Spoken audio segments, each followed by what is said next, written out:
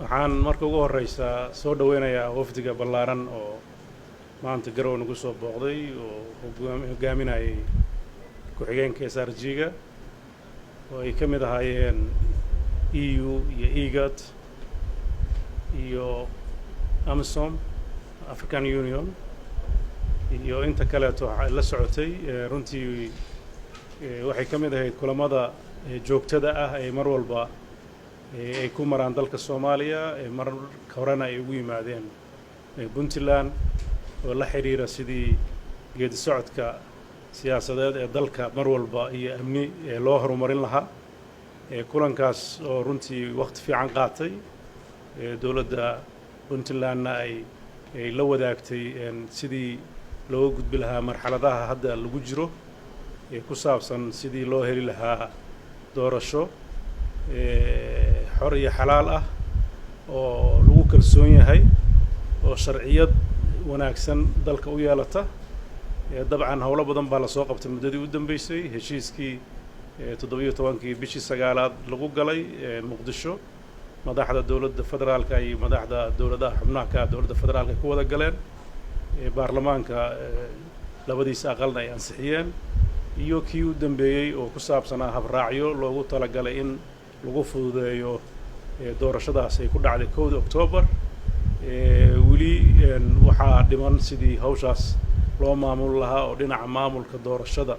iyo gudiyadoodii oo hadda gacanta lagu hayo waxyaabo badan oo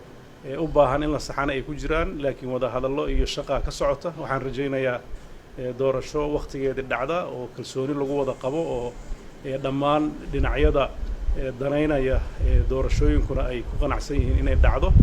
wixii tabasho ah oo ay ka jiraan qodobada gaarkoodna waxaan rajaynayaa in laga gudbi doono Puntlandna mar walba roolka ama kaalinta ay ku leedahay dowlad dhiska Soomaaliya ay qaadan doonto aragtiyaha xalka loogu heli karana waxay la wadaagtay madaxda maanta soo booqatay waxaan rajaynaynaa haddii Ilaahay idmo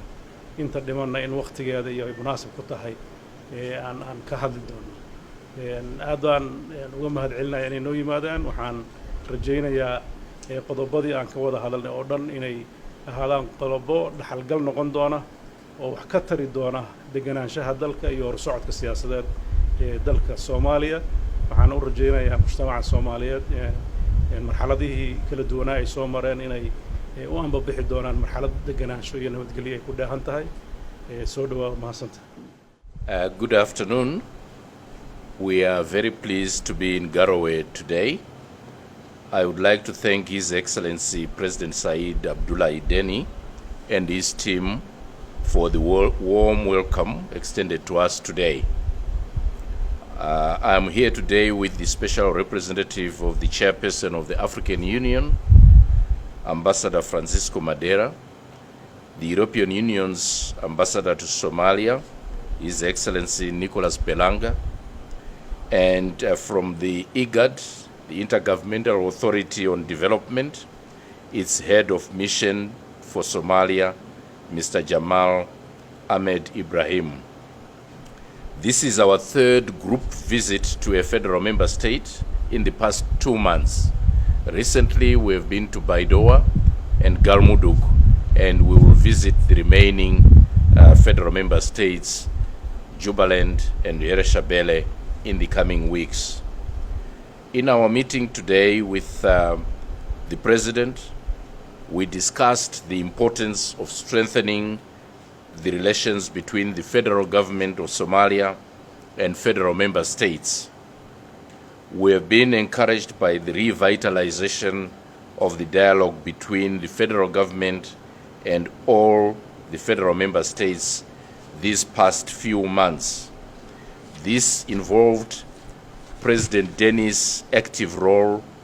in the series of meetings that began in Dusamareb in July and August, which led to the consultative meetings in Mogadishu in September and October, during which agreements on the electoral model were reached. The dialogue and spirit of consensus which yielded these agreements needs to continue in order to ensure that the national elections remain on track and are anchored in transparency, fairness, and inclusivity. We continue to urge all of Somalia's leaders to remain steadfast in their commitment to collaborating with each other as the electoral preparations progress. At the same time, we believe that the resumption of such dialogue on a regular basis can help resolve outstanding issues. We wish to emphasize that the agreed electoral model should not be reopened, but has to be implemented in an acceptable, credible, and transparent manner. In particular, we stress that this will include ensuring that the 30% quota for women in the parliamentary elections and in the implementing bodies is achieved, and that any concerns regarding the composition of the delegate selection committees, the electoral committees, Somaliland Committee, and GEDO are resolved by consensus in a manner that ensures that the committees are non-partisan and that allows for fair and diverse representation. In that last respect, it is our hope that Puntland will soon nominate its own 8 members of its electoral committee, and we hope that also all federal member states, regional assemblies will begin the preparations for their elections of the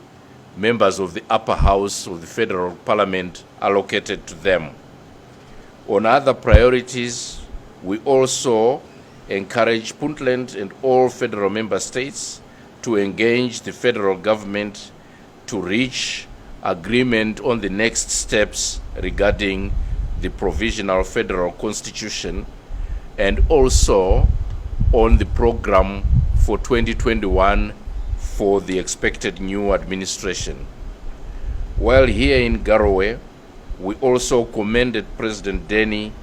on his local efforts to respond to the impact of Cyclone Gati, one of the strongest storms ever to hit Somalia. It brought to the region more than a year's worth of rain in 2 days and left thousands displaced and at least 8 people dead. The United Nations in Somalia and other partners are actively engaged in joint assessments of the damage and providing material assistance. As we conclude our visit, we appreciate the warm welcome from the people of Puntland and its administration. The AU, EU, IGAD, and the UN will continue to stand with you as friends and partners. Thank you, Mr. President.